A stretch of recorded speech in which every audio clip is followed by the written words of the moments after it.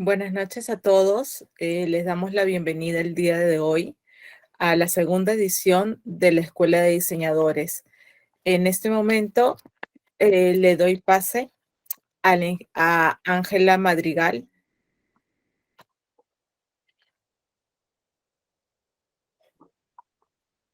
¿Aló? Sí, se Hola, escucha. ¿qué tal? Buenas noches. Gracias, Flavia. ¿Qué tal? Bueno, como decía Flavia, en principio queremos agradecerles y darles la bienvenida por su participación en esta segunda edición de nuestra escuela para diseñadores. Es para nosotros, para Cementos Pacasmayo, es una de nuestras mejores iniciativas y estamos muy contentos y muy animados de poder de alguna forma difundir estos conocimientos, este know-how y obviamente aprender en esto de la infraestructura vial juntos. Son muchas semanas las que vamos a poder compartir, van a poder compartir ustedes en conjunto con nuestros especialistas, así que yo creo que va a ser un espacio muy rico y productivo para todos. Bienvenidos una vez más. Ahí Flavia les va a comentar un poco la dinámica y la metodología de esta escuela y algunas sorpresas también que tenemos para ustedes. Una vez más, bienvenidos y que sea un espacio enriquecedor para todos. Muchas gracias.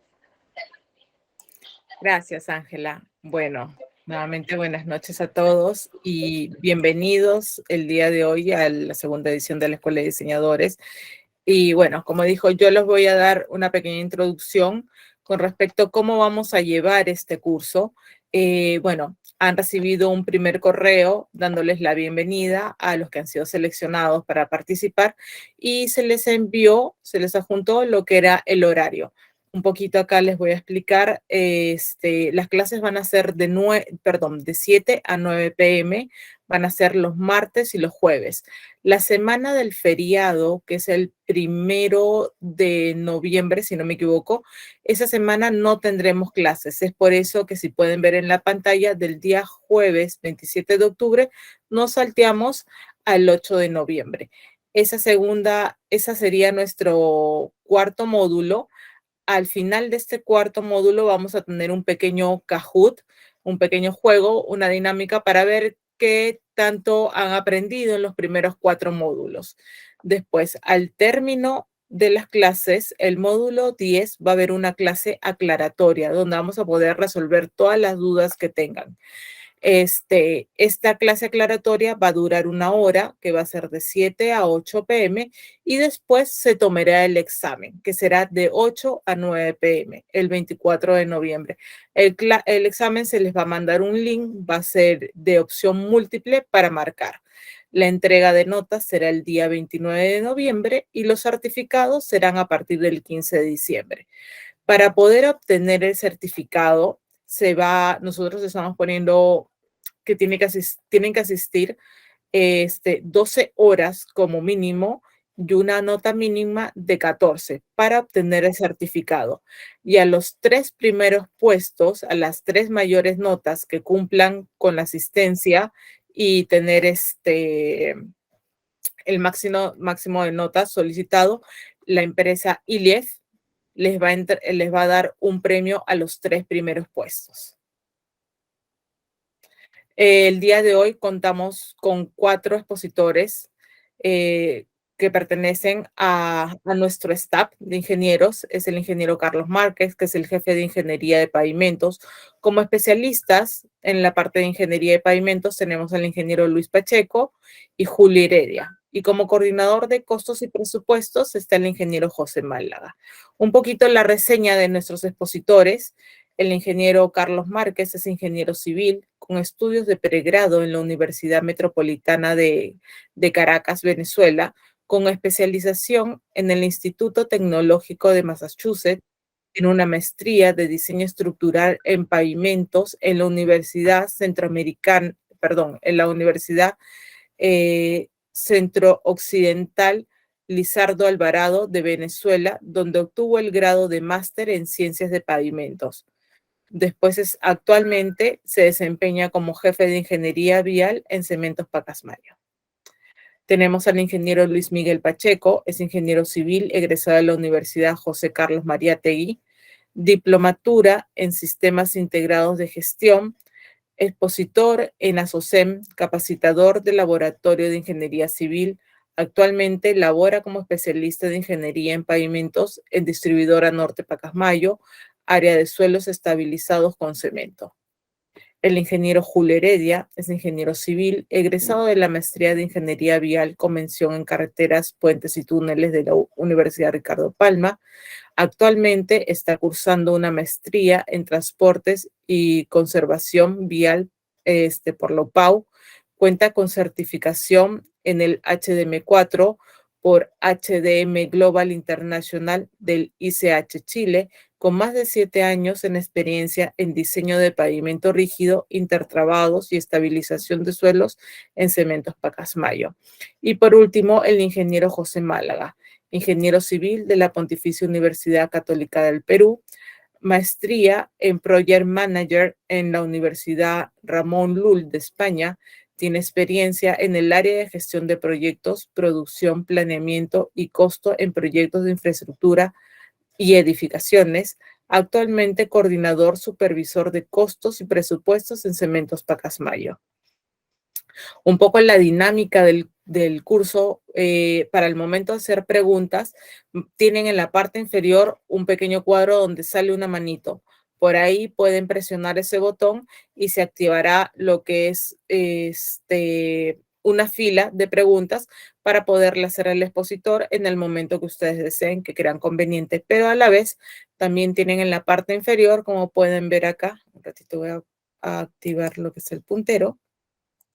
Tienen en la parte inferior también de su pantalla, a la mano derecha, tienen un cuadradito que es un chat, donde ahí se va a desplegar una pantalla donde podrán escribir las preguntas que deseen.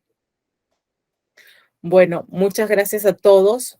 Nuevamente, bienvenidos. Cualquier duda o consulta que tengan al respecto sobre el curso, tienen mi correo, tienen mi teléfono, lo pueden hacer a través de ahí para poder resolver cualquier consulta que tengan.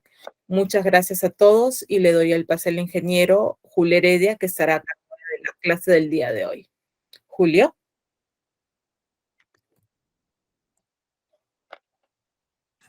Hola Flavia, ¿cómo estás? Buenas noches. Buenas noches, Julio. ¿Me das opción de compartir, por favor? Sí, ya puedes compartir.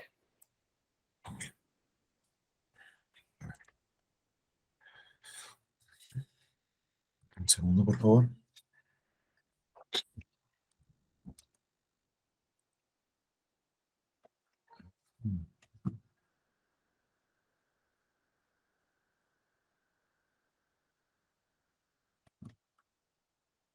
Ya está habilitado, ¿no?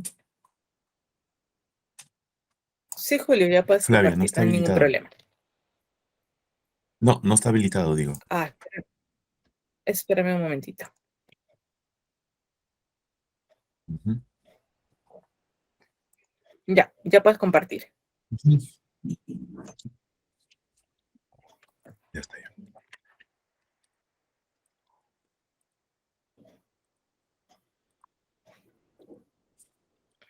A ver, ¿me confirmas, por favor, si se puede apreciar? Sí, sí se ve tu pantalla. Ok. En la parte Ante de todo, buenas arriba, noches.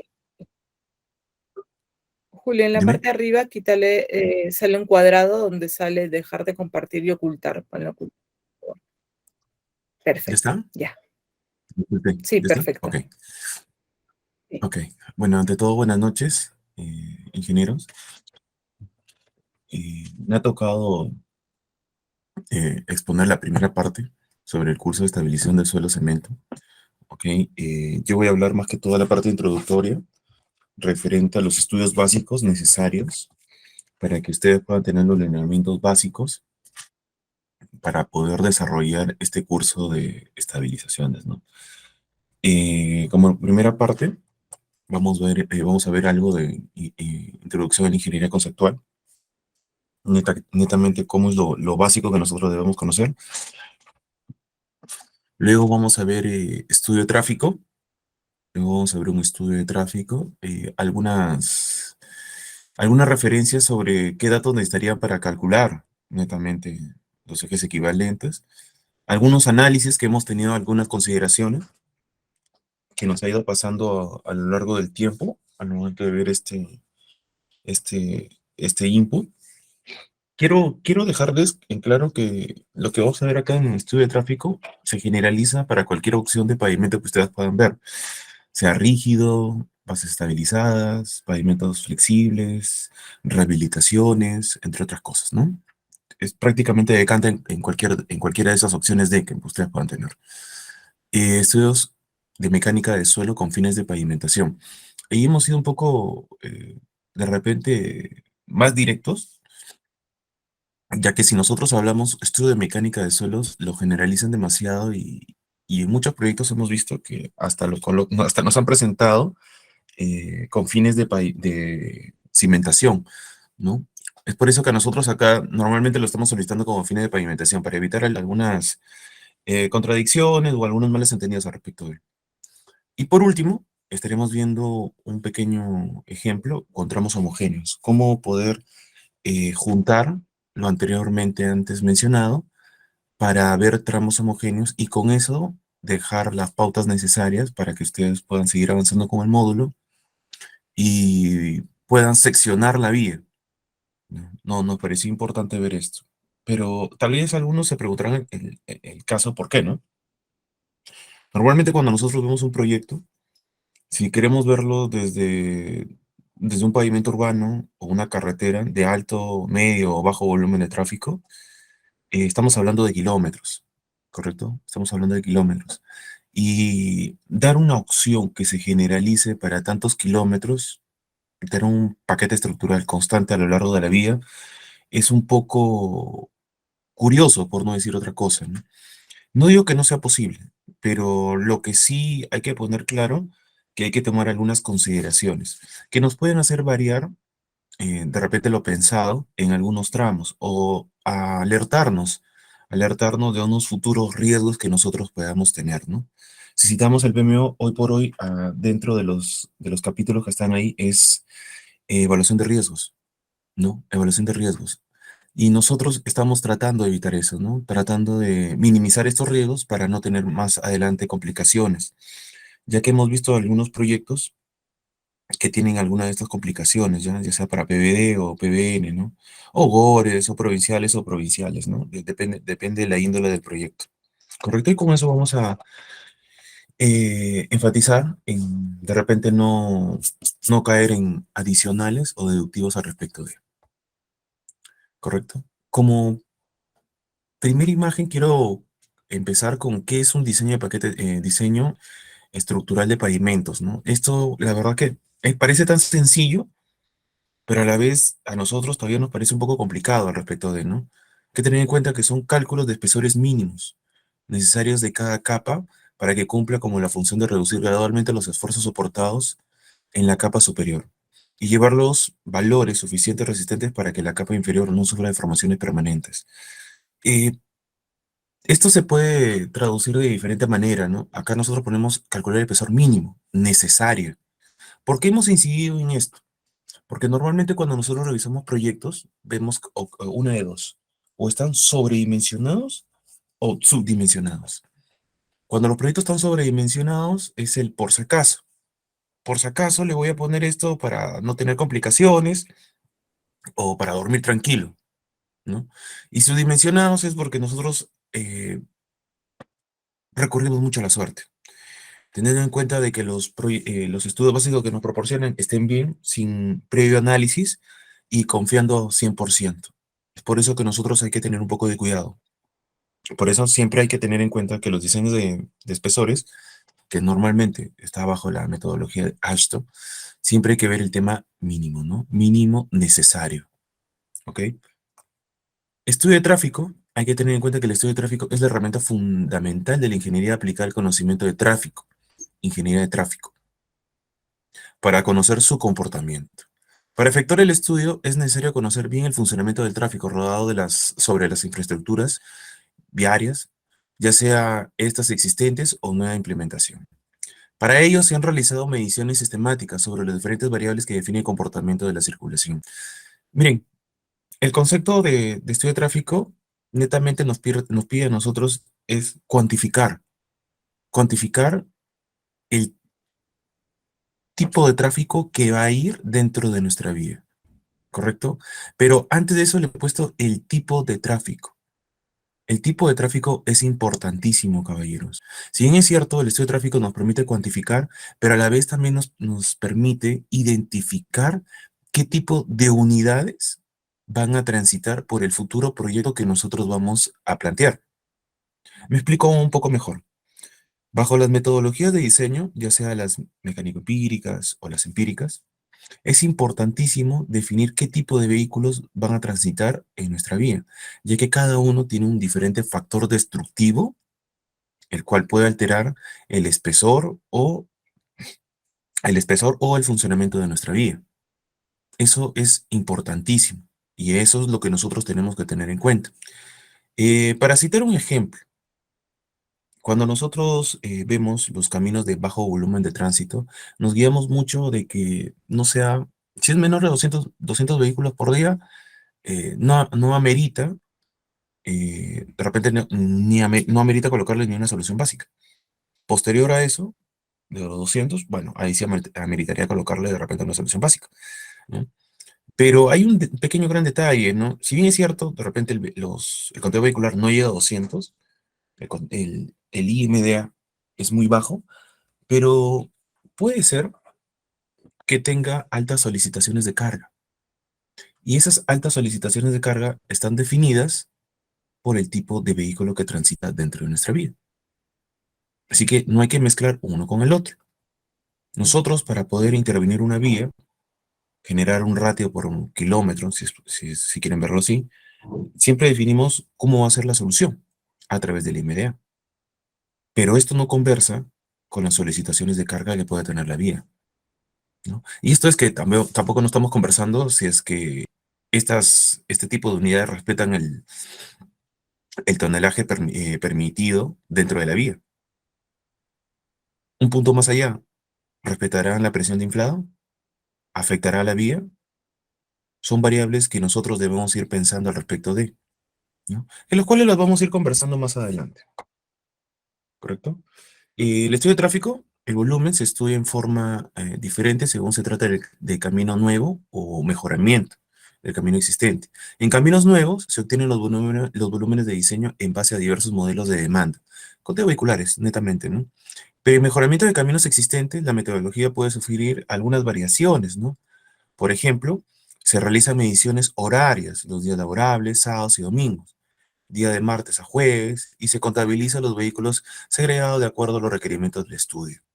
Se utilizan encuestas de origen y destino. Estas son importantísimas para ver si la vía que nosotros vamos a plantear va a quitar, o mejor dicho, va a restar tráfico a las alternas que puedan estar dentro de nuestro proyecto, ¿no? Se pueden proyectar mediciones de datos obtenidos en plazas de peajes, aduanas y otros puntos de conteo, que nosotros nos puede facilitar un mejor conteo y una mejor garantía de lo que nosotros estamos realizando sea mejor. Dentro de los tráficos que nosotros deberíamos tener en cuenta, primero es el tránsito normal, el cual corresponde al tránsito que utiliza la vía en condiciones presentes, hoy por hoy, y crece en función de diversos índices asociados al crecimiento local, ¿correcto? Crecimiento local, prácticamente ya estoy hablando de repente INEI, crecimiento poblacional, o de repente si queremos relacionarlo eso al tráfico ligero, pero si queremos relacionar al tráfico pesado, de repente estamos hablando de PBI, ¿no? El Producto Bruto Interno de la región, netamente, ¿no? En el tráfico desviado, ¿no? Corresponde el tránsito que utiliza otras vías y que a consecuencia de un nuevo proyecto se desvía, pero mantiene todavía el origen y destino de su viaje, ¿correcto? De repente algún atajo. Hoy por hoy, si nosotros queremos llegar de un punto a otro, acá en Lima, y vemos que la principal vía que nos llegaba a ese punto está caóticamente colmatada de tráfico, lo que hacemos es utilizar las alternas, pero seguimos respetando el origen y destino. El tránsito atraído corresponde al tránsito que cambia su origen y destino como resultado de un nuevo proyecto. En este caso, el nuevo proyecto habilita nuevas áreas de desarrollo y atrae viajes de otros orígenes y destinos. Esto también es importante porque es un importante análisis, el cual, de repente, carreteras nos hace desarrollar algunos puntos o carreteras que antes no veíamos, nuevos puntos de intersección. No sé si ustedes de repente se han ido a ver, que también conversaría con el tráfico desviado, cuando viajamos de Piura a disculpen, de Trujillo a Chiclayo. Normalmente podríamos utilizar la Panamericana, ¿no? Pero hay una vía alterna que nos permite traspasar la vía antes de circular o rodear todo por la Panamericana, y el cual nos podría permitir dar un ejemplo de ambos tránsitos, ¿no? El tránsito generado corresponde al tránsito inexistente antes del proyecto, y debido a generaciones de nuevas actividades se produce un aumento de los viajes, ¿no? Normalmente acá lo estamos viendo como un porcentaje también. De repente si es una rehabilitación, un mejoramiento, ¿no? El cual es un porcentaje adicional al tránsito normal. Estos son los tipos de tránsitos que nosotros normalmente estamos asociados al momento de ver un proyecto, ¿ok? En las variaciones de demanda hay que tener en cuenta dos puntos. Tenemos estacionales y temporales. Si vemos estacionales, vemos verano, otoño, invierno y primavera, ¿no? Acá hay un factor estacional importante, ¿no? De repente un poco más previsto esto de repente en la zona costera, ¿no? Toda la parte norte. Normalmente se va a contemplar mayor demanda a las zonas playeras en invierno, disculpen, en verano, antes que ya sea invierno o misma primavera, ¿no? En variaciones temporales, vamos a ver que está influido por las semanales, las diarias y las horarias, ¿no? De esto vamos a tener que sacar un promedio total. Acá les presento un ejemplo de variación diaria y horaria, ¿no? Donde nosotros podemos ver cómo se va manejando o cómo va influyendo el tráfico, ya sea para autos ligeros, ómnibus, camiones y articulados, ¿no?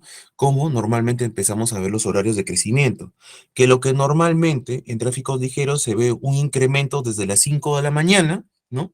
Hasta hora pico, que viene a ser las 9 de la mañana, de ahí empieza a descender, luego empieza a incrementar en la tarde, cuando la gente prácticamente regresa a su trabajo, de repente en provincias, ¿no? Y luego empieza a descender hasta una hora determinada, ¿no? Hasta las 0 horas.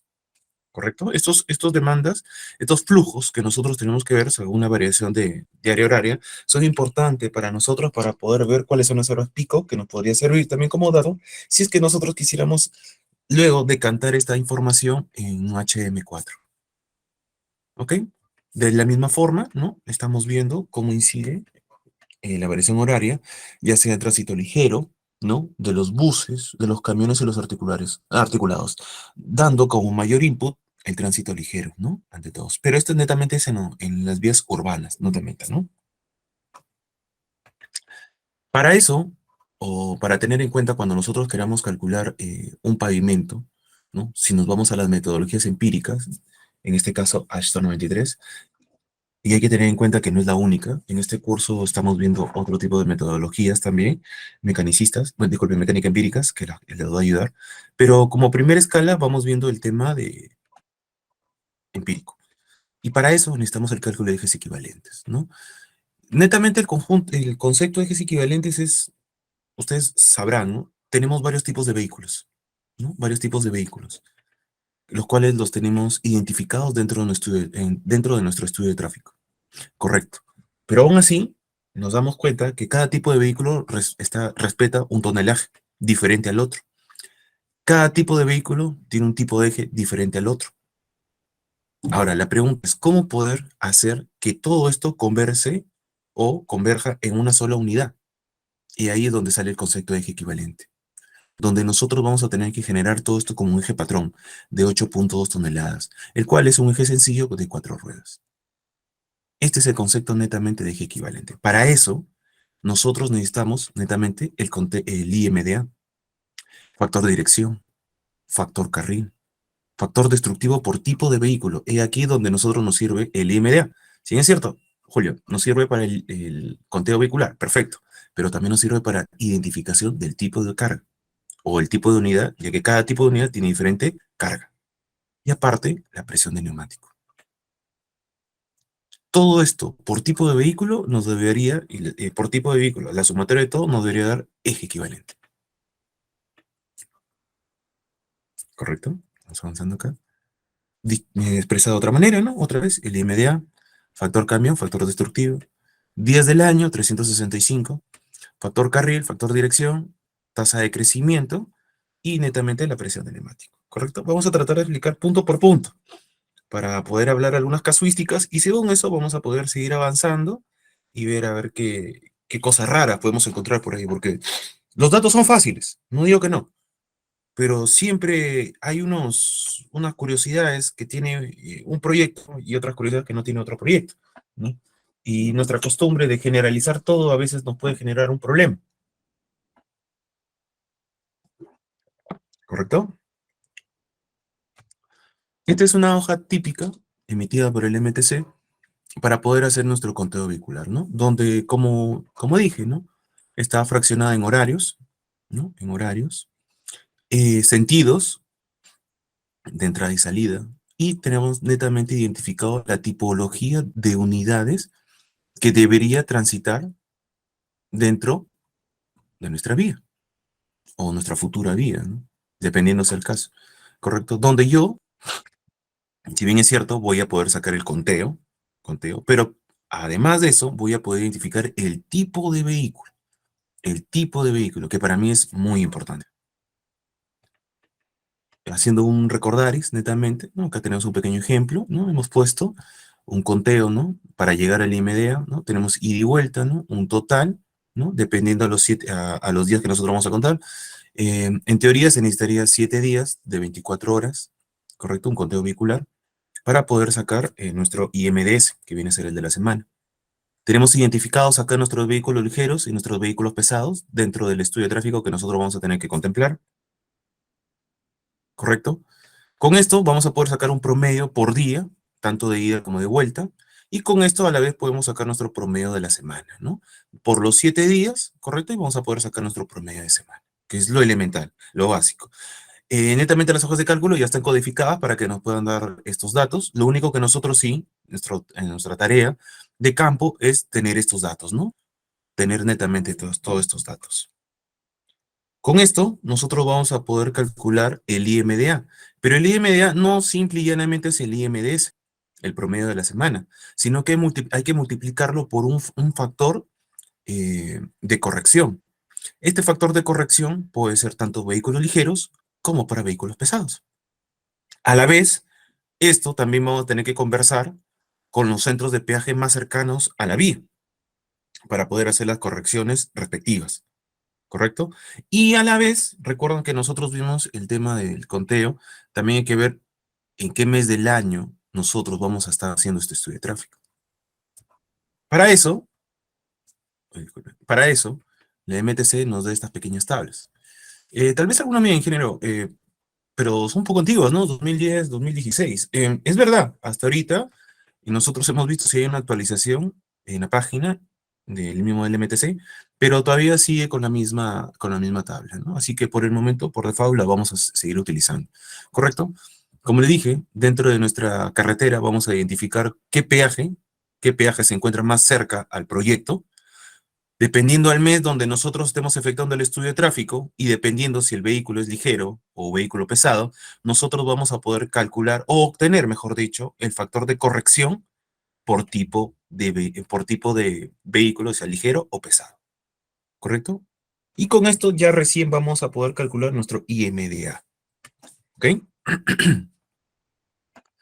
Ahora, para la presión del neumático hay que tener en cuenta que la norma del MTC nos dice, ¿no? En el caso de afirmados y pavimentos rígidos, el factor de ajuste de la presión del neumático será considerado el valor de 1. 1. ¿Correcto? Pero hay que tener mucho en cuenta que este valor de 1 es teórico. ¿Ok? No me preocuparía mucho de las carreteras. ¿Por qué? Porque en las carreteras hay centros de peaje, ¿no? Y nosotros sabemos, ¿no? Si te pasas un poco de, de las toneladas permitidas, lo que hacen es una multa. Y no sé si han visto, pero son unas super multas, ¿no? Así que aquí en carreteras no me preocuparía mucho. En pavimentos urbanos, disculpen, la letra es pésima. Voy a borrar acá, disculpen. Ahí está. es difícil escribir con el mouse, ¿no? En pavimentos urbanos, no me preocuparía tampoco mucho porque hay zonas rígidas, ¿no? En el cual, si te ven por ahí, multa, ¿no? Así que tampoco me preocuparía mucho por ahí. Pero en estas vías, por ejemplo, vías de soluciones básicas, ¿no? Donde va a haber soluciones básicas, estos programas de PVD donde están los pads, ¿no? Proyectos de prorregión, ¿no?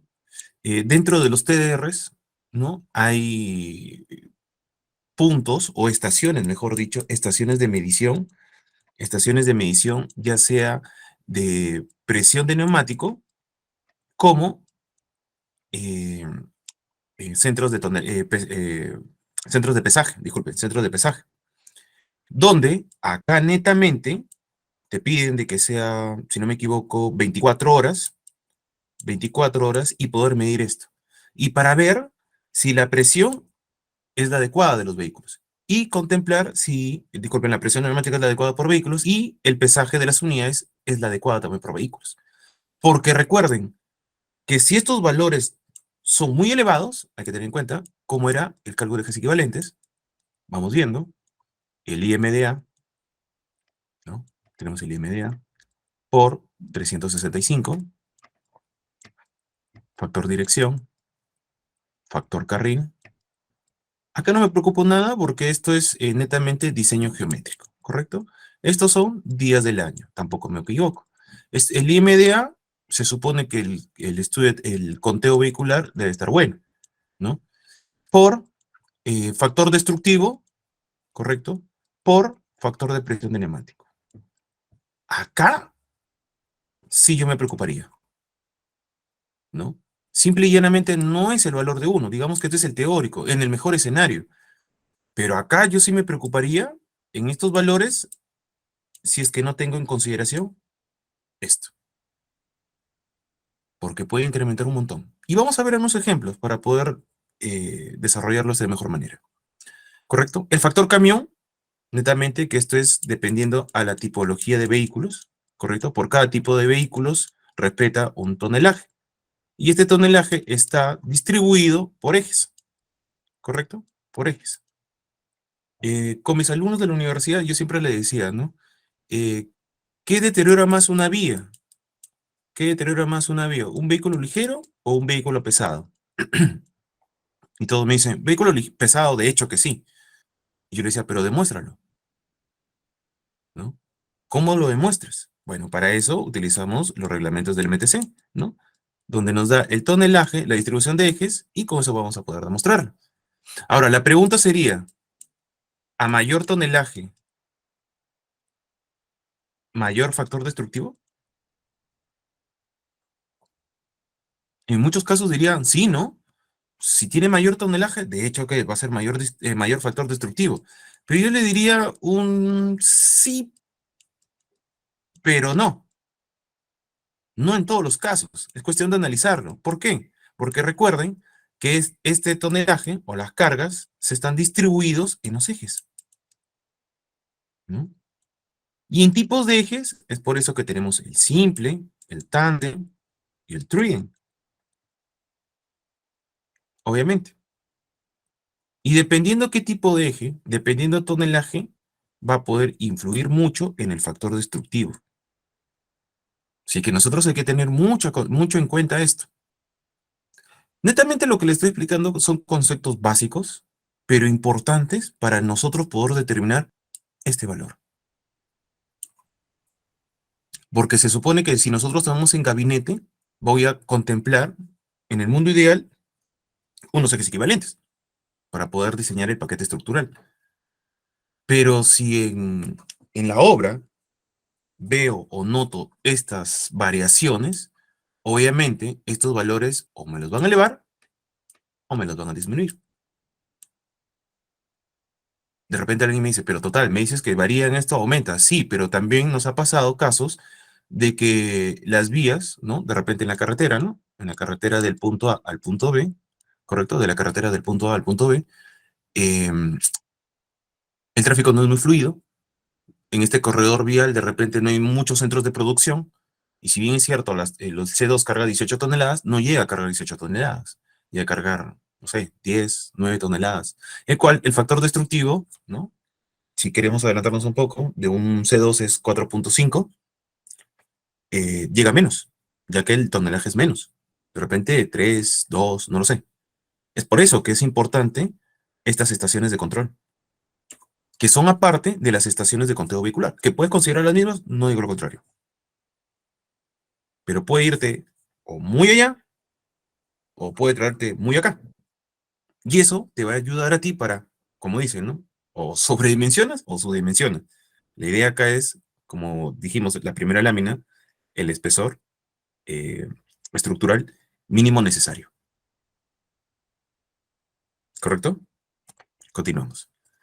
Factor carril y factor dirección, eso está netamente delimitado por el diseño geométrico, ¿no? De la vía. O sea, ahí no podemos interceder, ¿no? Nos damos cuenta si es una calzada, dos calzadas, ¿no? Número de sentidos, puede ser un sentido o dos sentidos. Netamente cuando son dos calzadas son dos sentidos. Número de carriles por sentido, puede ser uno, dos, tres, cuatro. O puede ser de igual forma uno, dos, tres, cuatro, ¿no? En una calzada. Con eso vamos a poder obtener el factor direccional, el factor carril, y la multiplicación de ambos nos hace ver este valor, ¿no? Que netamente, si retrocedemos, ya tuviéramos este valor contemplado, este valor contemplado, este valor contemplado. Ah, acá me faltó el factor FCA, ¿no? ¿No? Estos valores contemplados, ¿no? Poco a poco le estamos dando check a lo que nosotros vamos obteniendo, ¿ok? Para el cálculo del FCA, ¿no? Para el cálculo del FCA recurrimos a esta fórmula, ¿no? Donde es necesario tener primero la tasa de crecimiento y el periodo de diseño. Normalmente, si es un proyecto definitivo, esto contempla 20 años, ¿no? Si es un camino de bajo volumen de tránsito, 10 años. Si es un PGB, estos proyectos de gestión vial, estamos hablando 6 años, 6, 7 años con el año de garantía, ¿no? ¿No? ¿No? Pero netamente lo redondeamos todo a 10 años, ¿no? Pero calculamos hasta los 7 años, ¿no? Y para el FCA hay dos puntos importantes, ¿no? Recuerden que acá estamos hablando de tasas. Disculpen, vamos a cambiar acá.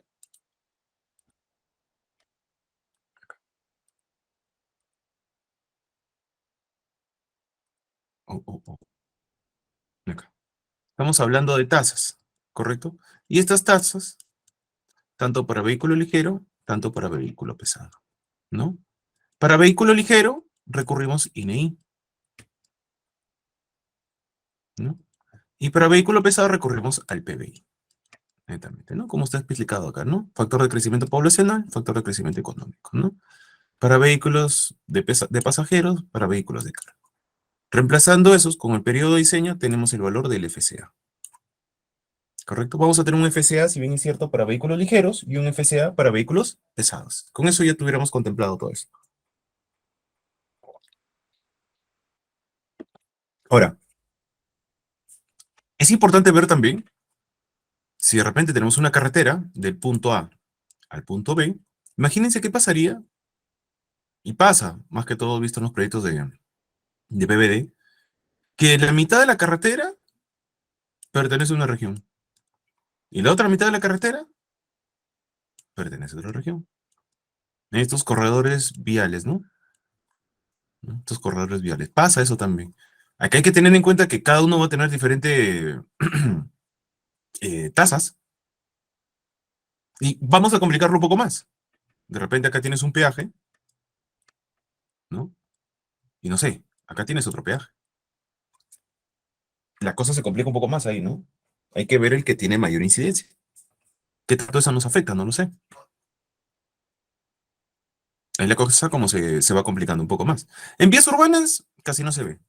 En carreteras, bueno, en la Panamericana sí, de hecho, ¿no? Porque pasa, si queremos ver la norte, ¿no? De Lima a Ancash, de Ancash a La Libertad, de La Libertad a Lambayeque, de Lambayeque a Piura, de Piura a Tumbes. Cuestión de tener un poco de tacto al respecto de eso, ¿no? Para la tasa de crecimiento, ¿no? Ya hemos visto, ¿no? Para el FCA, podemos utilizar también, miren, esta tabla también que nos da el MTC. Esto lo hemos descargado de la página netamente del MTC, ¿no? Donde nos da la tasa de crecimiento tanto para vehículos ligeros como para vehículos pesados, ¿no? Por zonales, ¿correcto? En este caso estamos utilizando el Lambayeque, ¿no? Tanto para vehículos ligeros como para vehículos pesados, para sacar las tasas. Esto obviamente es referencial, caballeros. Obviamente es referencial, ¿no? Para tener un cálculo grueso al respecto de, con un más o menos diferencia. Pero obviamente si nosotros queremos ir de tener los datos exactos, ya sea para un perfil o para un expediente, o un PGB netamente hablado, tenemos que recurrir ya al origen de, ¿no? Esto es referencial, pero nos está dando una idea, ¿correcto? También me olvidaba. Por último, también el MTC te dice que estas tasas varían entre 2 a 6%. Y en muchos casos hemos encontrado que el promedio que utiliza normalmente es 4%. ¿Correcto? 4%. Que más o menos, si se dan cuenta, con el vehículo ligero, con los vehículos pesados conversa. Con vehículos ligeros dependiendo de la zona, ¿no? Ahora, la pregunta es, ¿difiere mucho en el diseño? Es cuestión de analizarlo, pero la verdad que no mucho. En el tráfico ligero casi no me afecta mucho, pero en el tránsito pesado, de repente sí, ¿no? En alguna índole. Y ahí vamos a hablar de eso también, ¿no? Vamos a hablar de eso. Pero miren, si yo utilizo 4, y si estoy en Lambayeque, diferencia 3.45. O sea, es mínimo, ¿no? Es 0.65 de diferencia. O sea, tampoco, disculpen, 0.55 de diferencia. O sea, tampoco no va a incrementar mucho mi tráfico, ¿no? Pero, como les digo, a las finales hay que determinarlo, ¿no? Determinarlo. Pero de repente, si lo quiero utilizar en Ancash, en este caso tengo el PB de 1.05. Más o menos estamos viendo 2.95 de diferencia. Ahí sí de repente nos puede hacer mover un poco la brújula, ¿no? ¿No? Como les digo, esto es referencial, pero aunque sea tienes una idea de, ¿ok? Ahora nos vamos a uno de los factores, creo yo, bien importantes, ¿no? El FC, disculpen, el factor destructivo, ¿no? En el factor destructivo, para eso yo necesito tener en cuenta y mapeado el Decreto Supremo 058/2003. Ingeniero, ¿hay una actualización? Sí, hay una actualización del 2018, por si acaso. Hay una actualización del 2018. Alrededor tenemos 50 unidades, ¿no? 50 unidades, tipos de vehículos, ¿no? Tenemos 50 unidades, ¿no? Con algunas actualizaciones, han cambiado en algunos tonelajes, pero he visto muchos proyectos que todavía siguen utilizando esto, ¿no? Siguen utilizando mucho esto. Pero de igual forma le he dado de conocimiento que hay una actualización del 2018, ¿no? Ahora, acá ya conversa el estudio de tráfico, ya que nosotros hemos hablado, oye, Julio, me importa a mí la identificación del tipo de unidad. Es verdad, me importa la identificación del tipo de unidad, porque yo cuando lo identifico, voy a poder saber, digamos, este es un C2, tantos C2 están pasando por mi vía. Ah, carambas, estos C2 cargan 18 toneladas. Y estas 18 toneladas, si bien es cierto, es el peso bruto de la unidad, ¿correcto? Lo máximo que puede cargar, como dice acá, lo máximo, este es el mundo ideal, está distribuido de la siguiente manera. 7 toneladas van en el eje principal, el cual es un eje simple de rueda simple, y 11 toneladas son distribuidos en el eje posterior, el cual es un eje doble de rueda doble, ¿correcto? Queremos ver otra unidad, de repente, acá, el C4. He identificado que hay C4 dentro de mi vía. Ah, correcto, C4 carga como máximo 30 toneladas. Y estas 30 toneladas están dispersas, 7 en el eje principal y 23 en el eje trading. El eje principal es un eje simple de rueda simple y el eje trading, como el nombre lo dice, es un eje, bueno, es un eje trading, bueno, no sé cómo decirlo, es un eje trading, de dos ruedas, ahí está mejor, conformado por dos ejes simples de rueda doble más un eje simple de rueda simple. ¿Es importante el estudio de tráfico? Obviamente. Y ahora, ¿por qué estoy poniendo tanta incidencia? Es importante, es importante, es importante, porque al último le vamos a hacer un pequeño análisis, que ahí sí me gustaría generar el debate, ¿no? Igualmente, este decreto me permite también para ver buses, ¿no? Buses, cómo está distribuida la carga por tipo de unidad y por tipo de eje, ¿correcto? Acá está lo que les decía, ¿no? El nuevo decreto, ¿correcto? Disculpen.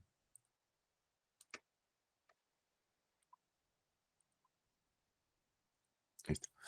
El del 2018, ¿no? Que es una actualización, ¿no? Una actualización, el cual modifica el reglamento anterior, ¿no?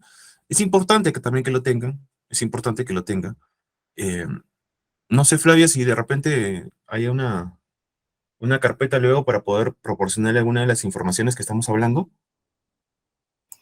Sí, Normal, no te normal se lo preocupes. paso. Tú me lo ¿Va a haber pasas a alguna mí y yo carpeta? te lo ¿Sí va a envío haber al una carpeta? correo. No hay problema. Perfecto, perfecto. Entonces, a través de Flavia les hago llegar la anterior, la nueva. Y si desean también las imágenes de los formatos antes empleados, ¿no? Que es netamente la información que he podido sustraer para poder explicar esa metodología, ¿no? Luego de eso, como nosotros ya tenemos identificado, ¿no? En nuestro conteo vehicular, tenemos identificado el tipo de vehículo. Por tipo de vehículo, sabemos cuántas toneladas va a cargar y cómo va a ser distribuido por tipo de eje, ¿correcto? Por tipo de eje. Lo único que nos queda es calcular netamente el factor destructivo por tipo de unidad, ¿correcto? Vimos el C2, ¿no? El C2, ¿cuánto carga? 18 toneladas, ¿ok? El cual está distribuido 7 adelante, 11 atrás. El cual es un eje simple de rueda simple y el otro es eje simple de rueda doble. Lo único que nos queda es reemplazar 7 entre 6.6 entre 4 más 11 entre 8.2 entre 4. Como respuesta, 4.56 si no me equivoco. Como factor destructivo de un C2. Disculpen, ahí la mano no me ayuda mucho por el mouse, ¿no? Y ya tenemos el factor destructivo. Ahora, a esto quería llegar, ¿no? Es importante el conteo vehicular, obviamente, porque el conteo vehicular es importante porque identifico la tipología del vehículo. Y según la tipología, sé cuántas toneladas va a cargar, cómo hacer la distribución de carga, y según esto voy a poder calcular el factor destructivo que tanto necesito. Ahora, también hay que ser claro, en este caso yo he utilizado este factor camión, el de la mano izquierda, el de acá. ¿Por qué? Porque es utilizado para afirmados, pavimentos flexibles y semirrígidos. Esto también es para las soluciones básicas, ¿no? Que vienen a ser los semirrígidos o intertrabados también. El de acá es netamente empleado para pavimentos rígidos. Y lo que difiere uno del otro es la potencia, ¿no? Hay que tener en cuenta, la potencia. Y el denominador en algunos puntos. ¿Ok? Eso es importante tener claro.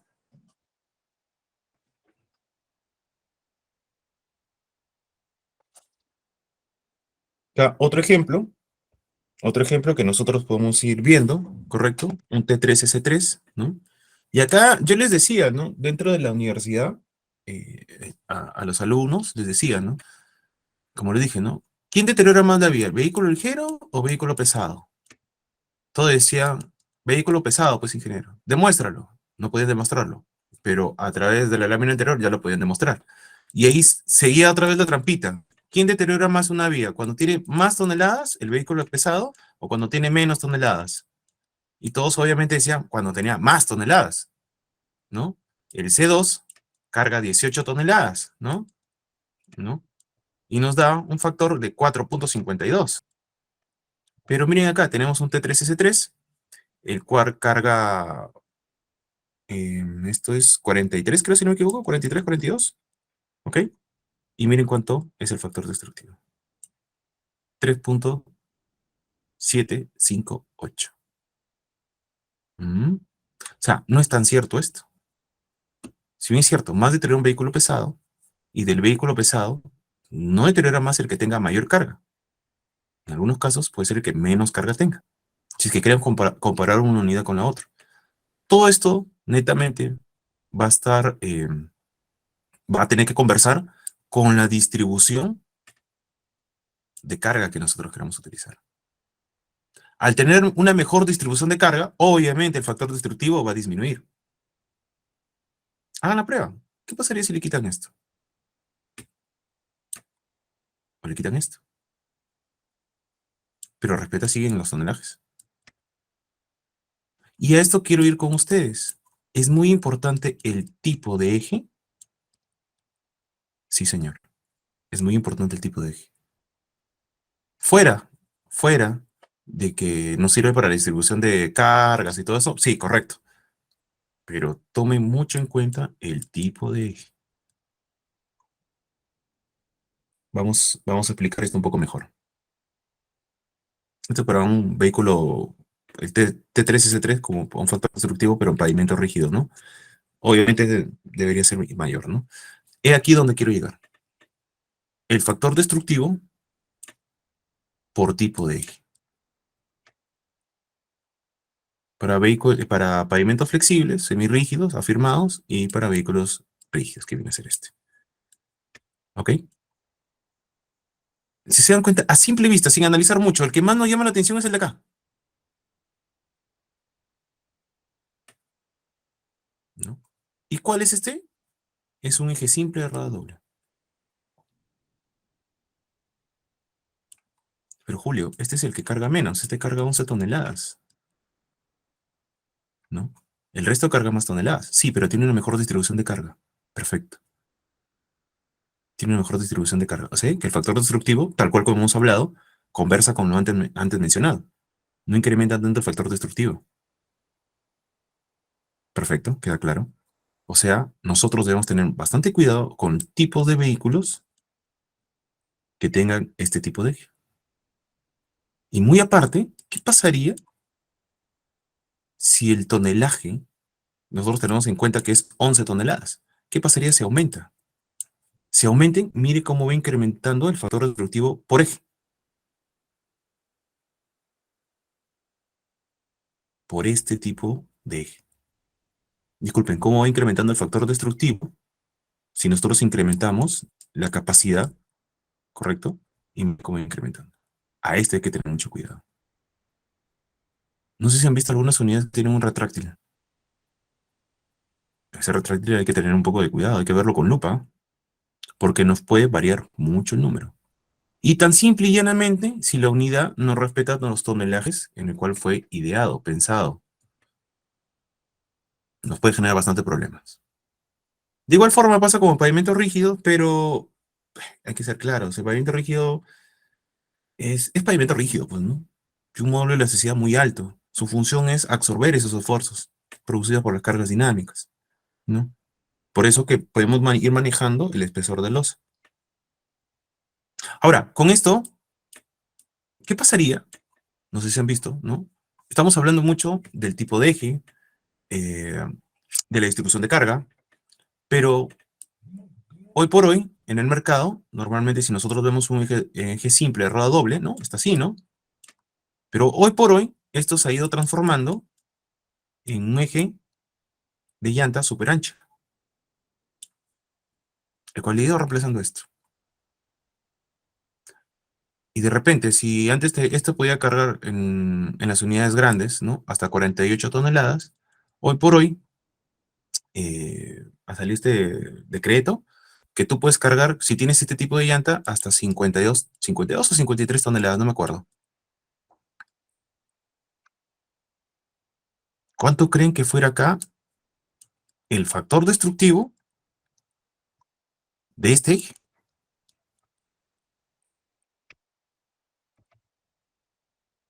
Hay que tener mucho en cuenta eso, ¿no? Porque si inicia rotaceo el conteo vehicular, ya, mi trabajo está conteo vehicular, identificación del tipo de vehículo, es bacán, pero nadie está viendo esto. El tipo de rueda. ¿Influye o no influye? Yo creo que sí, hay que analizarlo. Pero en pavimento rígido, hay que ser claros. La verdad que no, porque no me hace variar mucho en el tema de la sensibilidad, se incrementan mucho los gases equivalentes al espesor de la losa. Pero caso distinto es en estas soluciones, en el cual sí me puedes, disculpen, sí me, ay, ya, sí me puede hacer, voy a cambiar esto. Si no se ve feo, ¿no? Imaginen la grabación, se ve. Si cuando quieran ver otra vez el video van a decir, uy, che, que son desordenados, ¿no? Ahí está. Esto sí puede influir mucho en el paquete estructural, ¿no?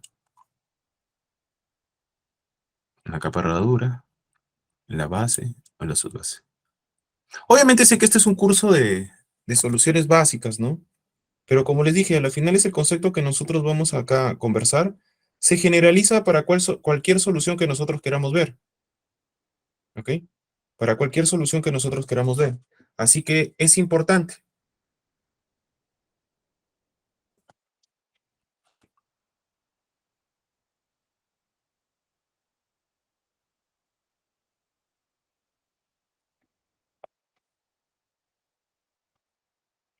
Julio, no se te escucha, se quedó mudo el micrófono. Es que no estaba hablando. Estaba tomando una Ah, bebida. ok, perfecto. Ok. Disculpa, es que la garganta se me secó, disculpa. Ya, disculpa. O sea, que es importante ver esto, ¿ok? Así que, miren, acá hemos hecho un pequeño Excel también que nos habla muy bien de esto, ¿no? Si tenemos tipo de vehículo, ¿no?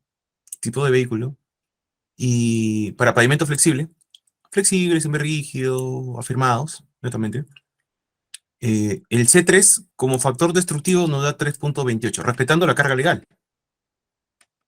¿ok? Respetando la carga legal. Pero ¿qué pasa si nosotros de la carga legal le aumentamos un 20%? ¿No? Cualquiera diría, bueno, si aumenta un 20% la carga legal, obviamente debería aumentar un 20% en el factor destructivo. Pues no, no. Lo que nosotros pensamos que es lógico, acá en factores destructivos, no es tan lógico. Se dan cuenta, tenemos un incremento prácticamente del doble. Así que hay que tener bastante cuidado. Es por eso que en PVD hacen puntos de control. Es por eso que en las carreteras son bien bastante, ¿cómo sería la palabra? Bastante molestosos, fregados, precavidos en que no sobrepases la carga. Porque al sobrepasar la carga, aumentas el factor destructivo, acortas la vida útil del proyecto y yo eso lo traduzco en mantenimientos no rutinarios, sino periódicos más cortos. Y a mí, como conservador, me generas dinero, pues, ¿no? Egresos más que ingresos. Así que ese es el detalle que nosotros tenemos que estar viendo, ¿no? De repente lo pueden ver acá como una tabla o lo pueden ver como gráfico, dependiéndose del caso como ustedes quieran verlo, ¿no? Lo hemos puesto de las dos maneras, porque a veces uno lo entiende más como gráfico, otro más lo entiende como, ya, disculpen, algunos lo entienden mejor como gráfico y otros lo entienden mejor como tabla, ¿no? Pero a la final es lo mismo, ¿no? Y acá hemos utilizado algunos tipos de vehículos, ¿no? Unos tipos de vehículos, donde obviamente el 20% incrementa prácticamente el doble, ¿no? Y esto podemos hacer el 5, el 10, el 15, ¿no? Haciendo la matemática y con eso poder ver la variación de, ¿no? Pero el simple hecho de aumentar el 20% la carga legal, miren lo que puede incrementar todo esto. La idea es la siguiente, ¿no?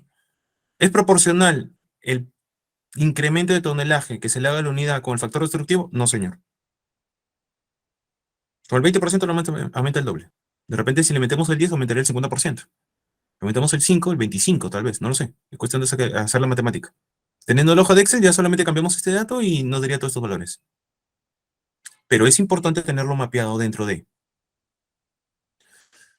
Otro ejemplo que decidí colocar es de que me he dado cuenta también que en estos caminos de bajo volumen, disculpe,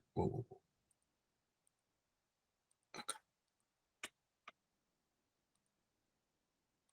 En estos caminos de bajo volumen de tráfico, a veces no hay ni estudio de tráfico, ¿no? Y ya nos dimos cuenta de la importancia de. Pero muchos dicen, oye, pero tengo 200 vehículos para que salga el proyecto, ¿no? 200 vehículos, ya. ¿Y cómo hago? Ya, de los 200 vehículos hay que jugar, ¿qué pasaría si el 15% es vehículo pesado? Tal vez otro dirá, no, ¿qué te parece el 25? Tal vez 50-50. Mejor 25 ligero y 75 pesado. Mejor todos pesados, ¿no?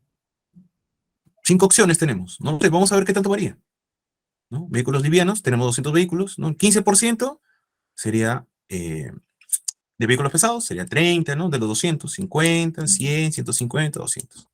Para que nos dé un total de 200. Factor de eje equivalente liviano, 7000. Vehículo pesado, si colocamos este detalle, nos da 337.000. Sumado a los dos, 344.000. Teniendo en cuenta, ¿no? Teniendo en cuenta que hemos puesto un 15%, el 75% de los 200 vehículos es netamente ligeros. Pero si nosotros lo traducimos eso a ejes equivalentes, netamente, de la cantidad que nos ha dado, solamente significa el 2%. Teniendo en cuenta que el mayor factor destructivo está dentro de los vehículos pesados, si es que lo traducimos en ejes equivalentes. Lo cual no conversa si hacemos la distribución de repente por IMDA. No hay que mezclar uno con el otro. Si a esto le ponemos 30%, 25%, disculpen, de vehículos pesados, ¿no? En IMDA, lo que influye en el cálculo de ejes equivalentes es el 1%. Y si nos vamos más allá, prácticamente el 0%. Esto es importante verlo, ¿no? Porque normalmente, ¿qué nos dicen? Lo cerramos en 200, 201, ponle, ¿no? Ya. Vehículos pesados, ¿cuánto es? Pone 15, pone 20, pone 30, no sé. Pone cualquier porcentaje. Pero ese porcentaje que lo ven es por IMDA, lo cual no conversa si quieren traducirlo a ejes equivalentes, ya que el porcentaje del vehículo, el porcentaje del eje equivalente de los vehículos ligeros no es, pero ni el 1, no llega ni el 5% del total, por el periodo de diseño, obviamente. ¿No? ¿No se dan cuenta? Como tope máximo podemos llegar a 7000, ¿no? Si acá esto es 75%, pero si hacemos el cambio de, miren, podemos llegar hasta 2.2 millones con vehículos pesados, que es el valor de acá. ¿Ok? Esto es importante, hacer el análisis de esto, ¿no? Porque, ahí Flavia no me va a dejar mentir, ¿no? En muchos proyectos de estabilizaciones no hay ni estudio de tráfico. Yo creo que con esta explicación referente al estudio de tráfico ya vamos a poder encontrar, bueno, sabemos que es importante, ¿no? Pero creo que como que no hemos sido muy profundos al momento de analizar al respecto de esto, ¿no? ¿Qué tanto puede influir y no puede influir en el diseño de, ¿no? Ahora, ¿es importante? Sí, a grandes rasgos, pero también es importante analizarlo más que todo, ¿no? Porque esto es una casuística de, ustedes pueden tener otras.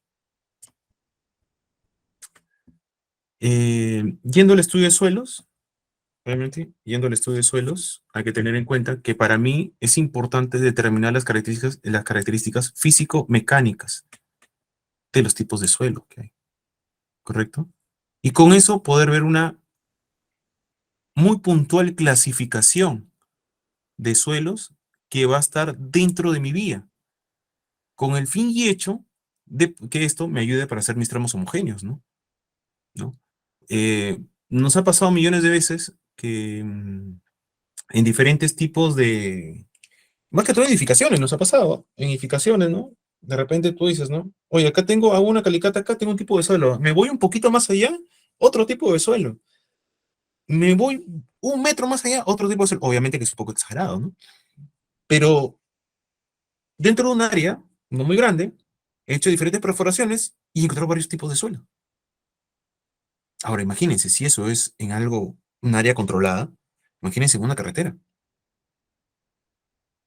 ¿Cómo puede variar uno del otro? ¿No? Nos daría que pensar, ¿no? Para eso, nosotros tenemos que ver netamente un informe de estudio de suelos, ¿correcto? Para eso necesitamos algunos pasos. Obviamente yo sé que ustedes saben todos estos pasos, ¿no? Pero es bueno siempre mencionarlos. Mencionarlos y recalcarlos, ¿no? Para que ustedes lo puedan tener en cuenta. De repente vaya a generar alguna sorpresa respecto de, ¿no? Hola. Hola. Sí, Julio. Se estaba cruzando un audio, no Sí, te creo que preocupes, escuchamos. ya lo cancelé. Ah, ok, Sí. ok. Gracias. No, está bien, gracias.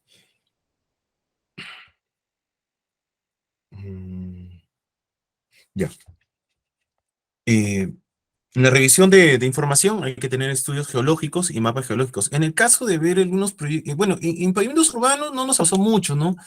Pero de repente en este tipo de vías eh, podemos tener algún riesgo geológico, ¿no? El cual el riesgo geológico también es un indicador de un riesgo, ¿no? Y ese riesgo hay que identificarlo y dependiendo qué tipo de proyecto sea. Si es un PGB, el mismo contratista pues asume ese riesgo, ¿no? Y dentro de su presupuesto deberá haber una bolsa que contemple ese riesgo. Pero si no fuese así, esa metodología, ¿no? Según el tema de PGB, por el tema de servicios, y es por obra, por contrata, ahí la cosa difiere, ¿no? Hay que contemplarlo ahí y hay que ver una partida netamente para mitigar ese riesgo, dependiendo cómo nosotros lo queramos ver, ¿no? Para eso también de repente podemos utilizar vistas satelitales, Google Earth, o lo que se está haciendo mucho, ¿no? El dron, el uso del dron. Tengo un amigo, no sé, me dijo, que puede hacer 2 kilómetros su dron en 5 minutos, creo. La verdad que no, creo que sí era 2 kilómetros por 5 minutos de recorrido. Yo no lo creía, ¿no? Pero sí, a la final es, de hecho, pues no, porque se eleva y al elevarse más, contempla más la vía. Así que sí, sí es dable, ¿no? Sí es dable. Y hasta más creo que puede hacer, ¿no? Dependiendo de la altura que llegue el dron. Estas son vistas de reconocimiento, ¿no? Y con eso poder elaborar una hipótesis del suelo, ¿no? Imagínense, uno como conservador, ¿no? Eh, o como contratista, mejor. Si nosotros tenemos la utilización de un dron y poder hacer una vista aérea y ver netamente todo, toda la carretera en una sola vista, podemos identificar ya puntos, ¿no? Y darnos una idea de, ¿no? Sumado a las otras tecnologías que hay dentro de acá, ¿no? Programa de investigación geográfica, ¿no? Geotécnica, disculpen, número y ubicación de sondeos, ¿no? Que esto va a estar conversando por la identificación del tipo de vía, ¿no? Obviamente, según el MTC, ¿no? Si nosotros categorizamos qué tipo de carretera tenemos, al momento de identificar el tipo de carretera, vamos a ver cuánto van a ser los sondajes, cada cuánto, qué tipo de ensayos, y etc, etc, ¿no? Para esos tipos de ensayos vamos a ver de campo y de laboratorio, ¿no? Primero va a ser de campo, de repente algunas van a ser muestras alteradas, de repente algunas inalteradas, dependiendo del caso, ¿no? A la complejidad del proyecto, y luego llevarlas al laboratorio para poder traducir todo esto en un informe, ¿no? Acá empezaba, ¿no? El método de muestras, ¿no? Traslado de muestras también es importante. Ubicación del laboratorio de campo, si es que hubiera. Selección del personal del campo, el laboratorio, cronogramas de actividades y costos, ¿no? Siempre es importante ver esto. Esto es un plan de trabajo, ¿no? Obviamente, un plan de trabajo.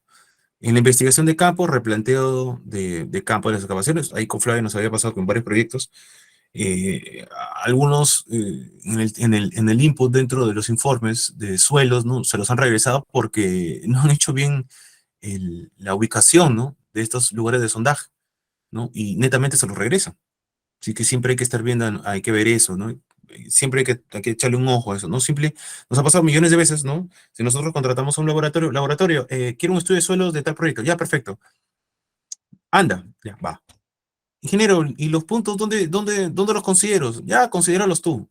Y el laboratorista dirá, bueno, el ingeniero me dijo que los ponga yo, ¿no? Yo los pongo a mi criterio. Y eso también es un punto en contra de, ¿no? Porque el que debería definir esos puntos somos nosotros, ¿no?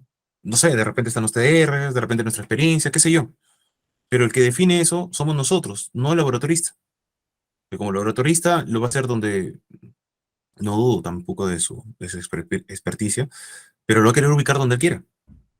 Así que hay que tomar eso en cuenta, ¿no? Hay que subrayarlo. Toma de muestras representativas, alteradas o inalteradas, como dije, evaluar las condiciones de drenaje, evaluar las canteras de materiales y posible ubicación de plantas de materiales. Eso también es importantísimo, ¿no? He visto algunos proyectos también que la ubicación de canteras, ¿no? Proyectos 2016, ¿no? Salieron en el 2020, 2022, ¿no? Y las posibles canteras contempladas dentro de estos proyectos, desde el año que fue elaborado el perfil a la fecha, han perdido potencia, de repente ya no están, qué sé yo, y ya no están ahí. Y para nosotros, ¿no? Para nosotros, es importante ver eso, porque a mí me va a generar buscar nuevas canteras, y buscar nuevas canteras, de repente voy a ver, esto va a contemplar mayores distancias. Y al contemplar mayores distancias, para mí es mayor gasto, ¿no? De repente algunos me dicen, pero ingeniero, fácil, pide un modo adicional y se acabó. Sí, pero no. Sí, si fuese una obra normal. Y no, si es un proyecto de servicios. Si es un proyecto de servicio, ¿no? Que me evalúan por servicio, no por obra construida, no me evalúan por el servicio, ahí eso debe estar contemplado en tu plan de riesgos. Y tienes, recuerdo, una bolsa de riesgos, ¿no? Pero a mí me generan en contra de, ¿no? Porque ese colchón de riesgos yo lo tengo. Eso lo tengo para, ese es mi as bajo la manga al momento de aparecer algo. Lo reacciono. Pero de frente nomás, ¿no? Irme a jugar y mostrar mi carta que tengo, mi carta ganadora, pues voy a perder puntos, ¿no? O sea, tampoco no me conviene. Por eso que hay que tener mucho cuidado con esto, ¿no? Más o menos les comento lo que nos ha ido pasando, ¿no? Lo que nos ha ido pasando y según eso, disculpe, y según eso nosotros qué moralejas hemos sacado, ¿no? ¿Qué moralejas hemos sacado? Y hay que tener bastante cuidado con eso, ¿ok? Investigación de laboratorio. Acá netamente, ¿no? Los ensayos estándar y de repente como dicen, no, estándar y los otros son los especiales, ¿no? Granulometría, límites, Proctor, CBR, ¿no? De repente otro tipo de ensayos más, ¿no? De repente también módulo de resiliencia, Proctor modificado, obviamente, ¿no? No el estándar, ¿no? Entre otras cosas, ¿no? Que son los ensayos de laboratorio que normalmente no lo tienen los TDRs, ¿no? Y con eso vamos a hacer procesamiento de la información e informe final, ¿no? Vamos a examinar los riesgos de perforación y clasificación. Importantísimo, un perfil estratigráfico, ¿correcto? Donde va a estar integrado campo y laboratorio. Sectorización del tramo. Estos ya son puntos necesarios para hacer nuestra tramificación. En algunos casos, módulos resilientes, si es que en el caso se desea, y redactar el informe, ¿no? Y ahora, saber redactarlo, ¿no? No es un control C, control V, presentar, cobrar y firmar y chao, ¿no? No, hay también que redactar, ¿no? Hay que tener un poco de cuidado con eso, ¿no? Cada proyecto es diferente. Que la metodología es una, pues claro, pero conclusiones y recomendaciones y los análisis que puedan arrojar estos datos va a ser diferente uno con el otro, ¿no? Netamente, ¿no? Si nos vamos al reglamento del MTC, ¿correcto? No dice las calicatas mínimo 1,50 m, ¿no? ¿No? Distanciado o espaciadas cada 250 o 2.000 metros lineales, generalmente, ¿correcto? Dependiendo del tipo de carretera, lo que nosotros podemos ver, ¿correcto? En los trabajos de campo hay que hacer un estudio geotécnico, ¿correcto? Donde nosotros vamos a ver, definen los términos de ejecución de trabajos de campo basados en señales y evidencias de problemas de soporte. Este es importante, ¿no? Deformabilidades, durabilidad de la zona rasante. Esto es importante. Estos son indicadores para ti, para poder replantear algunos puntos de, ¿no? Esto es igual, ¿no? Si veo que la vía está un poco deteriorada, obviamente ahí voy a hacer mi calicata, no lo voy a hacer donde la vía está bien, ¿no? Como que no sería muy representativo. Evaluar características geotécnicas, no solo conformadas, subrasantes, terreno de fundación, ¿no? Entre otras cosas, a través de esto traducido en un perfil estratigráfico. ¿Correcto? Caracterización de la subrasante, ¿no? Dependiendo del tipo de vía o tipo de carretera, nosotros vamos a poder saber, la profundidad se respeta, número de calicatas, ¿no? Número de calicatas, y haciendo un punto adicional en que este es el patito feo de la figura, ¿no? Las carreteras de bajo volumen de tránsito. Menos de 200 vehículos, una cada kilómetro. Pero por curiosidades de la vida es la que tiene mayor variabilidad de suelos. Pero aún así sigue siendo el patito feo de la familia. Pero acá yo diría, esto hay que tener bastante cuidado, ¿no? Porque este tipo de vías lo vemos en lugares más lejanos, y en lugares más lejanos es donde hay mayor variabilidad de suelos. Un punto más allá, imagínense, si queremos ver un CBR, nos piden un CBR cada 3 kilómetros. Por eso yo lo veo como el patito feo de la figura, ¿no? Pero es donde más neuronas hay que ponerle a la solución que nosotros queremos plantear, ¿no? Mire, esto es donde más neuronas hay que ponerle, donde hay mayor variabilidad. Y parece curioso, ¿no? Donde hay mayor variabilidad, como que lo vamos dejando costado, ¿no? Esto es como cuando ensuciábamos dentro de la casa de nuestra madre, ¿no? Y para no limpiar, levantábamos la alfombra y metíamos todo ahí, ¿no? ¿Quién no ha hecho eso? Yo hasta ahorita lo hago a veces, ¿no? Con eso nosotros vamos a poder identificar el tipo de subrasante, ¿no? Tipo de subrasante. Si bien es cierto, es importante nosotros definir el tipo de subrasante, pero esto va a estar diferenciado, bueno, va a estar clasificado por el tema de CBR. Ya, correcto. ¿Qué es el CBR? Resistencia a fuerza cortante. Correcto. Y ahí Bueno, ya ahí nosotros tenemos que identificarlo. ¿Y cómo lo, cómo lo clasificamos? Cuantitativamente. Desde que yo le digo cuantitativamente ya te hace pensar algo de un número. Y este número está expresado acá, ¿no? Podemos tener CBRs de subrasante desde inadecuada hasta excelente, ¿no? Donde el valor va a ir de menos a más. Lo que no dice el reglamento del MTC, ¿no? Es importante, ¿no? Si el CBR es menor al 6%, pues hay que hacer un mejoramiento. Porque si es menor al 6%, estamos hablando de una subrasante pobre o inadecuada, ¿correcto? Y acá nosotros tenemos que hacer un mejoramiento. Ahora, la pregunta es, quiero avanzar un poco. Oh, está muy allá. Bueno, ahí había una descoordinación. La pregunta es, ¿qué tipo de mejoramiento hay que hacer a nivel de subrasante? Nosotros tenemos que ir pensando en qué tipo de mejoramiento. Lo clásico, sustitución, combinación, de repente algún tipo de geosintéticos, de repente algún tipo de aditivo químico, cemento, asfalto, cal, magnesio, cloruros, qué sé yo. La idea acá es hacer un mejoramiento de subrasante, pero este mejoramiento de subrasante con el fin y hecho de que el CBR se eleve a más de 6%. Acá todavía no estoy hablando de una base estabilizada, ojo, porque cuando nosotros vemos un tema de estabilizaciones, una cosa es el mejoramiento de lo subrasante y otra cosa es una base estabilizada. La subrasante es la que va a soportar el paquete estructural y la base estabilizada es la cual nosotros vamos a tener que diseñarlo, es el paquete estructural netamente. La subrasante es la que soporta, la otra es netamente el paquete estructural. ¿Correcto? Sé que hay algunas preguntas, las voy a responder al último, por favor, para no perder tiempo y seguir avanzando, porque si no la hora nos va a llegar un poco tarde. Normalmente en las normas antiguas veían que la caracterización de la subrasante habían estas fórmulas, ¿no? Que era dependiendo del tipo de suelo, ¿no? O, disculpen, dependiendo del tipo cuantitativo de CBR, ¿no? Cuánto era cuantitativamente el CBR y con eso nosotros podemos tener el cálculo respectivo, ¿no? Pero si nosotros lo graficábamos, teníamos una curva algo así, ¿no? Teníamos un incremento y luego un descenso y luego un incremento, como uno que no iba muy a la par con lo que debería ser, ¿no? Hoy por hoy, lo que se trata de hacer netamente es utilizar esta fórmula, ¿no? El módulo resiliente, ¿no? Hay que tener en cuenta que un suelo no simplemente es afectado por la cortante.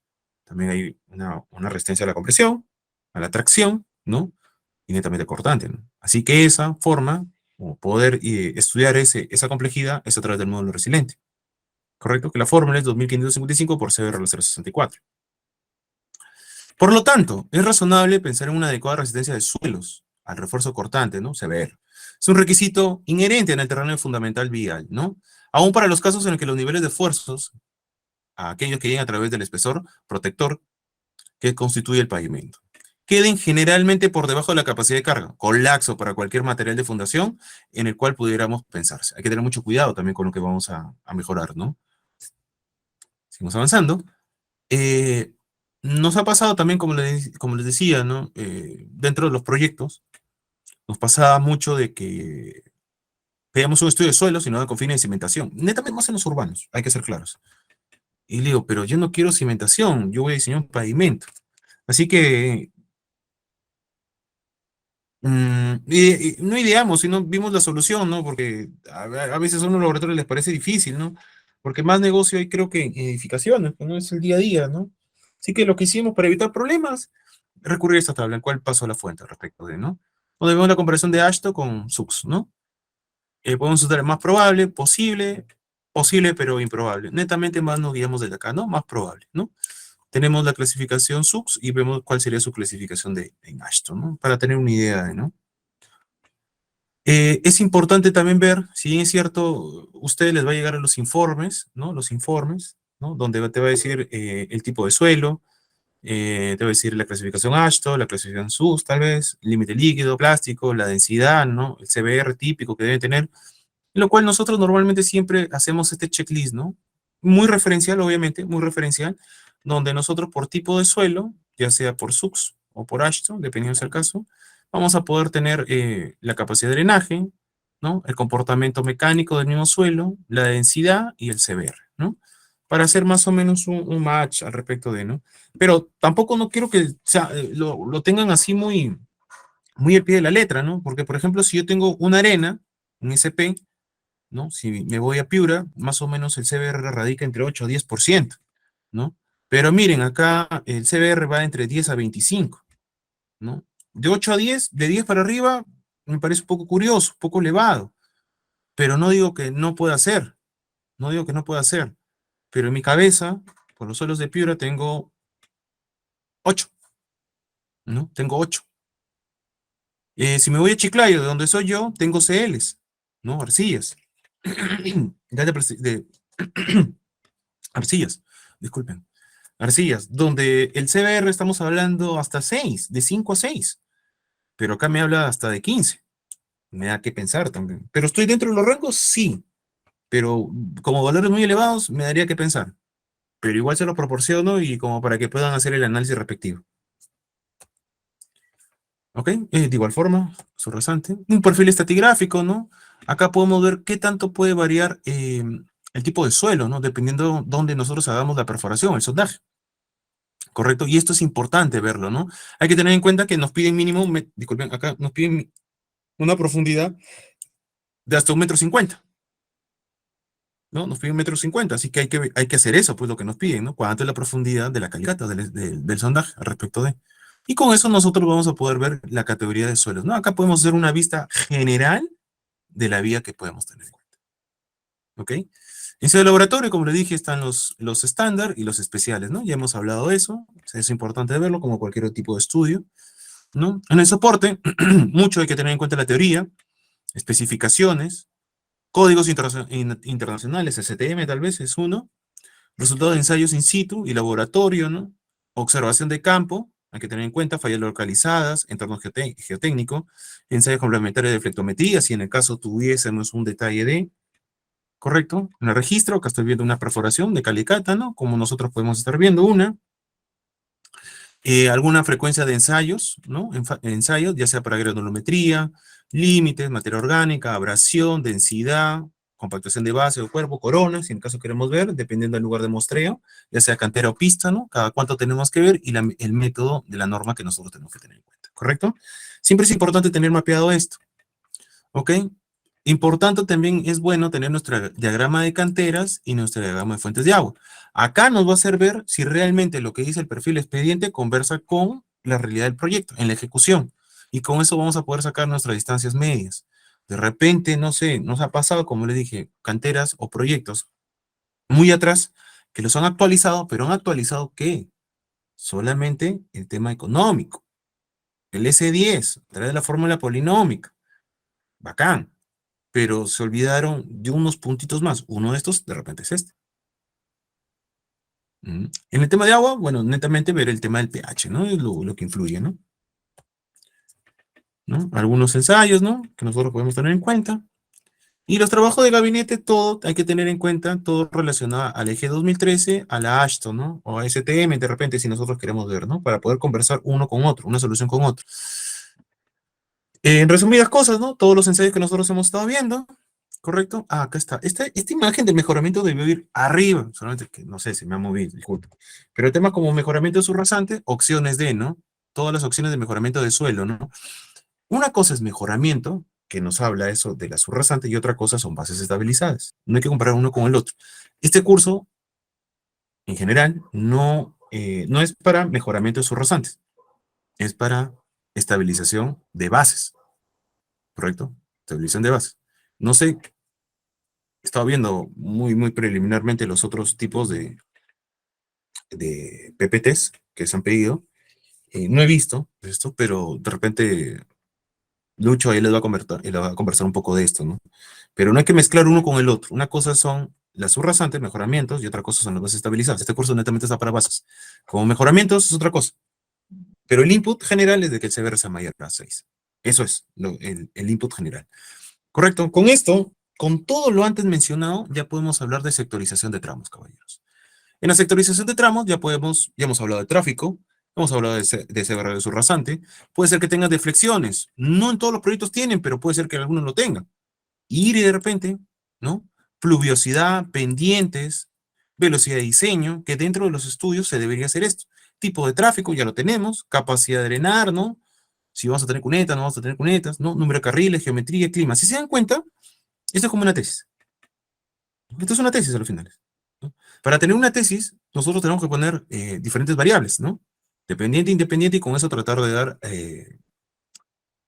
generar una hipótesis, y con eso dar, generando la hipótesis, tratando de dar la respuesta D, ¿no? Pero hay que tener en cuenta, ¿no? Cuando nosotros vemos una tesis, podemos o coger o una variable o dos variables, dependiendo si es pregrado o una maestría, ¿no? Pero ¿qué pasaría si tenemos más variables? Sumamos variable de variable de variable de variable. Vamos a tener una matriz muy, muy grande. Y darle solución a una matriz muy grande de tantas variables es imposible. No, no vamos a poder darle significado de, ¿no? Así que nosotros, dentro de las variables necesarias para poder sectorizar, hay que ver las de mayor incidencia. Estas son una parte de. Normalmente, ¿qué genera? Tráfico y suelo. De repente también podemos ver el tema de la pluviosidad, que son el que debe conversar con las estaciones de. Como les dije al principio, ¿no? Dentro de una carretera hay diferentes regiones que están contempladas de repente, pero también hay diferentes puntos de estación. Y de repente hay diferentes, disculpen, por cada estación, en diferentes delimitación de cuencas. Cada una va a tener diferente tipo de caudal. Y al tener un diferente tipo de caudal, ya que la precipitación es diferente, ¿no? Te va a hacer mover un poco el diseño. Eso también hay que tener que identificarlo. Identificarlo, ¿correcto? Así que lo normal, hay que tener en cuenta eso, ¿no? Pero tampoco no es bueno poner muchas variables, porque va a ser algo que no vamos a poder definir, ¿correcto? Yo recomendaría utilizar de mayor incidencia. En nuestro caso, utilizamos más que todo tráfico, suelos y estaciones para el tema de la pluviosidad. Si es que me genera a mí bastante incidencia el tema de clima, ¿no? Porque de repente es todo seco. Ah, ya, bueno, no lo considero, ¿no? Considero otros puntos importantes. O sea, depende del caso, depende de la casuística del proyecto que ustedes quieran ver, ¿no? Y normalmente, ¿cómo lo hacemos todo esto? A través de diferencias acumuladas, ¿no? Que es el anexo J de la norma de Ashton 93. ¿Es la única? No es la única. También pueden utilizar percentil o pueden utilizar promedio, dependiendo sea el caso. Pero el promedio, yo le diría, no digo que es malo, pero tampoco que es bueno. Lo único que les diría, úsenlo con pinza. El percentil es del Instituto del Asfalto. Es dable también hasta cierto punto. Pero más me aboco al tema de diferencias acumuladas, ya que es netamente estadístico. Y como es estadístico, no, a él no le importa si es rígido, flexible, solución básica, no le importa nada de eso. Es estadística pura. Así que yo más me inclino al de acá, pero no desecho los de acá, porque a la final es lo que yo hago para un diseño, los hago, la verdad que soy un poco maniático, lo hago de las tres maneras. Y veo qué tanto influye uno con el otro. Porque de eso se trata, ¿no? Tener toda la información y poder ver hasta qué punto puedo llegar, ¿no? Para mostrar esto es un botón. Anteriormente, ¿no? Les mostraba, ¿no? Me llega el estudio de tráfico, ya, saqué el MDA, listo, ya, ¿y con eso qué hago? No, hay que ir un poco más allá, hay que meterle un poco más de cabeza a esto, un poco más de ingeniería. Hay que analizarlo, ¿no? Y analizarlo a mí me hace explayar mi mente para ver qué tanto puede incidir si me confundo en algo o no me confundo en algo. De ahí la importancia de. Algún ejemplo de diferencias acumuladas, ¿no? Normalmente si nosotros, podemos, les digo, si acá sacamos un promedio, ¿no? Sacamos un promedio de todos los severos al 25%, nos daría de repente un valor que no es muy referencial, ¿no? Acá tenemos un valor de 30, imagínense, y un valor el más bajo de 3,67. Obviamente que esto tendríamos que hacer un mejoramiento, porque recuerden que si es menos de 6%, pues te pide hacer un mejoramiento. Acá también, acá también. En este punto también, ¿no? De repente todo esto dejarlos un CR de 10, justo con el de acá, ¿no? Un CR de 10. Y con eso ya poder sacar realmente un promedio. Pero acá también hay que ver, por eso le decía, es importante ver el diseño geométrico. Porque en el diseño geométrico, ¿de qué me vale hacer esto un mejoramiento si va a ser zona de relleno? Y la zona de relleno, el terraplén, no sé, de repente sea 80, un metro. Y de repente estos valores, ya para qué los voy a mejorar, ¿no? Porque va a ser una zona de relleno. Por eso le decía, hay que conversar uno con el otro, ¿no? Recuerda que por cada tema de suelos hay que ver las otras especialidades, ¿no? Normalmente, ¿qué hacen, no? A mí me das mi diseño, bueno, a mí me das todos los estudios básicos, yo hago el diseño y se acabó, ¿no? Pero no veo si un diseño básico conversa con el otro estudio básico. Y a la final a mí me ayuda para tener una sola solución, ¿no? Esto es como conversar un ingeniero con un arquitecto, ¿no? Cada uno va a defender su posición, pero la verdad que no es tan así, ¿no? Todo hay que verlo como proyecto. Si lo vemos como proyecto, pues vamos a tener, si bien es cierto, nos va a ser un dolor de cabeza tremendo, eso sí, es claro, pero como civiles nos gusta eso. La verdad, nos gusta eso. Mientras mayor complejo, mejor, porque nos y nos hace ir un paso más adelante y nos hace analizar más las cosas, ¿no? Y con eso nosotros de tanto CBR con diferencias acumuladas podemos sectorizarlo, ¿no? Y con esto ya podemos tener cuenta, si se dan cuenta, si nosotros vemos un tema de diseño genérico, miren cómo, si lo vemos a través de CBR, miren cómo puede ser la variación, ¿no? 19.15, 8.31, ¿no? 5.07, obviamente acá hay que ver un mejoramiento, acá también un mejoramiento. De repente todo dejarlo a razón de 10, y de 10 a 13 acá podemos generar un solo tramo, ¿no? 10 siendo el menor valor y 3 el mayor valor. Promedio 23, no, disculpen, la suma 23, 11.5, ¿no? Como promedio, que estuviera ahí. ¿Qué tanto influye en el diseño? Pues hay que verlo. Pero el valor de 19.15 ya es un valor muy elevado. Y de repente todo esto lo vamos a tener, todo esto lo dejamos a 11.5 tal vez. Ahora, Julio, ¿de dónde sacas ese criterio? Disculpen, para eso, con este pequeño texto, que la verdad que he vuelto a buscar el libro y ya no lo encuentro, ¿correcto? Pero donde el cual nos habla de cómo nosotros sectorizar el tema de suelos, ¿no? De repente, dependiendo de la incidencia, ¿no? En este caso, se dan cuenta, es lo mismo, diferencias acumuladas, ¿ok? Diferencias acumuladas, ya sea por kilómetros y cotas, ¿no? Donde nosotros hemos identificado dos tipos de suelos dentro de 4A, dentro del tramo 4. Tenemos 4A y 4B, ¿correcto? En 4A tenemos pizarra de arcilla, y en 4A pizarra de arcilla, también lo mismo, pero por kilometraje lo vemos. Y por CBR de diseño, es lo mismo. Pero a la vez, si nosotros le metemos un poco más de punche a esto, ¿no? Tenemos variaciones. Dentro de ese tipo de suelos tenemos tanto finos como gruesos. Y hay que ver cuál es el que más predominante es. Y acá dice, ¿no? Si un tramo hay gran heterogeneidad de los suelos y no se puede definir uno como predominante, el diseño se basará en el más frecuente de los suelos débiles encontrados, el de menor valor. Por eso le decía, si nosotros acá tenemos esto, si yo hago un mejoramiento, porque es claro que hacer un mejoramiento, de repente si lo defino hasta 10, ¿no? De 10 a 13 tengo 11.5, ¿no? Como promedio. Y 11.5 con 19, citando lo anterior, y en el MTC también lo dice, en el reglamento, creo que no lo he puesto acá, pero sería importante colocarlo, el valor de CBR de diseño, 11.5. Y con eso nosotros hemos podido determinar.